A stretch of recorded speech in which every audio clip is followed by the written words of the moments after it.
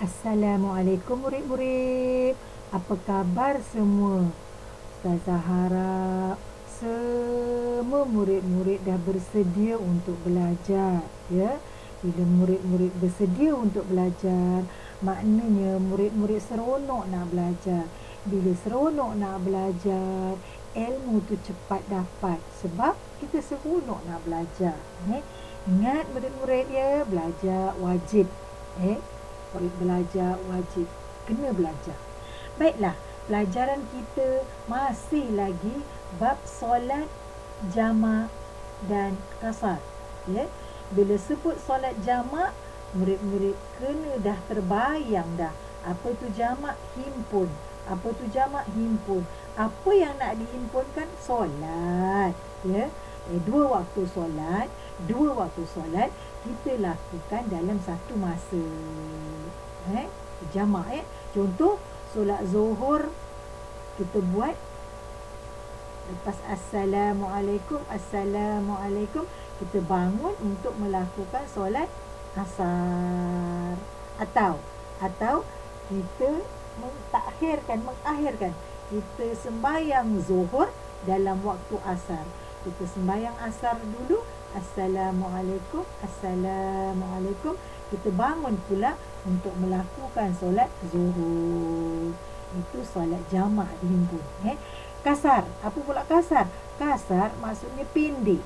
Apa yang nak dipendekkan? Solat yang hanya 4 rakaat sahaja yang kita boleh pendekkan.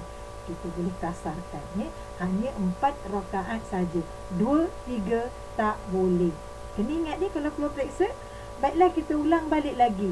Apa pengertian solat jamak? Kena ingat dia. Nanti keluar periksa, wow, senangnya nak jawab sebab dah bersungguh-sungguh menghafal.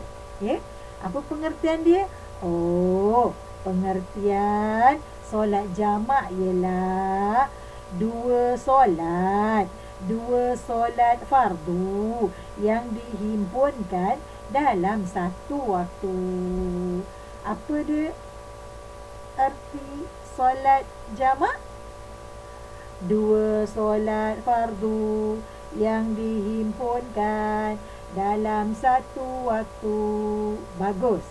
Baiklah, ingat balik semula bahagian solat jamak. Solat jamak terbahagi kepada berapa? 2. Bagus. Solat jamak terbahagi kepada berapa?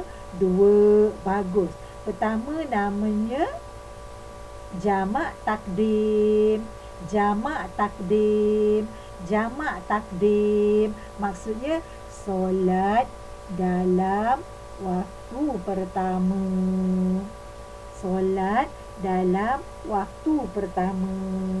Apa maksud jamak takdim? Solat dalam waktu pertama. Apa maksud dia? Sembahyang asar dilakukan dalam waktu zuhur. Jamak yang kedua, jamak takhir. Yang kedua apa dia? Jamak takhir. Apa maksud dia? Mengakhirkan, melambatkan. Zuhur kita lakukan dalam waktu asar. Itu namanya jamak takhir. Kena ingat dia. Sayang nanti periksa tak dapat jawab. Jadi kena hafalkan. Okey, sekarang kita terus masuk tajuk kita. Tajuk kita apa dia? Tajuk kita pengertian solat kasar. Ni tajuk kita hari ni, ya. Pengertian solat kasar. Tengok apa dia? Kasar apa tadi? Pendek. Kasar apa maksudnya? Pendek. Apa yang boleh dipendekkan? Solat yang 4 rakaat sahaja. Kena hafal ni pengertian dia. Ikut sama-sama ustazah. Solat kasar ialah memendekkan atau mengurangkan bilangan rakaat dari 4, dari 4, dari 4 kepada 2 rakaat. Okey, kalau keluar periksa, apa pengertian solat kasar, murid-murid? Memendekkan atau mengurangkan bilangan rakaat dari 4 kepada 2 rakaat. Bagus. Ulang, apa dia pengertian solat kasar? Memendekkan dan mengurangkan bilangan rakaat dari 4 kepada 2. Bagus. Alhamdulillah. Kasih ingat ya anak-anak. Masya Allah.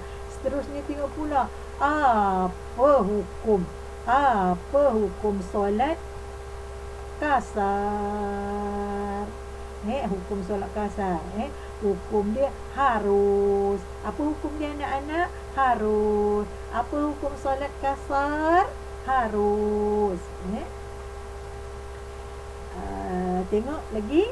Orang yang bermusafir boleh memendekkan sama ada hendak menunaikan solat secara sempurna atau dengan kasar serta cukup syarat-syaratnya. Kalau kamu tak nak pendek, kalau kamu tak nak kasar, kamu tak nak pendekkan solat zuhur 4 rakaat, asar 4 rakaat, kamu tak nak pendekkan, boleh. Tak ada masalah. Tak ada masalah. Ini kemungkinan kamu bawa kereta sendiri. Tak ramai dalam kereta, ada 5-6 orang. Tapi kalau satu bas ada 40 orang, dah kelang kabut nak ambil wuduk, kelang kabut nak pergi tandas, cantiklah dia haruskan kita memendekkan solat. Baiklah, tengok lagi. Menunaikan solat kasar bagi orang bermusafir adalah lebih afdal. Hukumnya lebih afdal. Itu yang saya sebut tadi Kalau kamu satu bas ada 40 orang, ada 60 orang. Nak tunggu lagi kat bilik air berbaris-baris, nak tunggu lagi giliran, nak menunggu itu, nak menunggu ini. Cantiklah kalau yang kamu ramai bermusafir ni, elok sangat dikasarkan. Tapi kalau kamu satu kereta ada 4 orang, 5 orang, ada anak beranak, mungkin kamu tak nak pendekkan, tak ada masalah. Kamu tetap nak buat 4 rakaat, kamu tetap nak buat zuhur 4 rakaat, asar nak buat 4 rakaat, tak ada masalah. Tapi ini yang orang ramai-ramai, digalakkan sangatlah. Baiklah, bagus. Hafal kasih ingat. Solat yang dibolehkan kasar. Ingat, apa dia solat yang boleh dikasarkan? Apa dia solat yang boleh dikasarkan? Solat yang boleh dikasarkan, kena ingat solat yang 4 rakaat itu boleh dikasarkan. Apa dia? Zuhur, asar, maghrib. Okey, kalau periksa soal, kalau peperiksaan, kalau dia soal, apa solat yang boleh dikasarkan? Murid-murid kena ingatlah sembahyang yang 4 rakaat. Zuhur, asar, isyak. Boleh? Boleh kasih hafal? Boleh kasih ingat ni? Okey. Yang last sekali, syarat-syarat sah solat kasar. Kena hafal. Apa syarat dia? Apa syarat? Kena tahu syarat-syarat dia. Kalau tidak, tak sah sembahyang kasar tu. Kena tahu dulu dia punya syarat yang membolehkan kita solat kasar. Tengok, syarat yang membolehkan seseorang mengkasarkan solat dia adalah pertama, kena hafal ni jarak perjalanan sekurang-kurangnya 2 marhalah atau lebih kurang 90 kilometer. Itu kiraan sekarang lah kita di Malaysia 90 kilometer mengikut riwayat Ahmad dan Abi Daud. Jadi kalau tengoklah, kalau kita dari Labuan ke KK tu lebih tu 90 kilometer, jadi kita layak untuk sembahyang qasar, ya. Kedua, apa lagi? Perjalanan bermusafir yang bukan bertujuan untuk melakukan maksiat. Ada daripada Labuan, ada pergi ke KK sana nak buat maksiat, nak buat benda jahat, mencuri, merompak dan seumpamanya. Ada tak layak untuk sembahyang qasar. Ni orang bermusafir ni yang baik-baik lah, yang baik-baik, ya. Mungkin dia pergi sana, menyampaikan ceramah 3 hari dijemput, contoh, ya. Nak ziarah mak yang sakit, tak terbelut, tawaf, jauh tu kan. Ni yang baik lah, yang baik. Okey, ketiga, solat 4 rakaat sahaja yang boleh dikasarkan, seperti zuhur, asar, isyak. Manakala solat kasar, manakala solat qada tidak boleh dikasarkan. Jangan pula kamu nak sembahyang qada zuhur 4 rakaat dia itu tak boleh, dia tidak termasuk kumpulan ini, ya. Jadi solat yang 4 rakaat sahaja yang boleh dikasarkan, ya. Okey, seterusnya yang keempat, hendaklah niat solat kasar semasa melafazkan takbiratul ihram, ya. Niat awal-awal dah, ya. Nak kasarkan zuhur, nak kasarkan asar, ya. Seterusnya, tidak bermakmum kepada orang yang bermukim, hanya orang tempatan,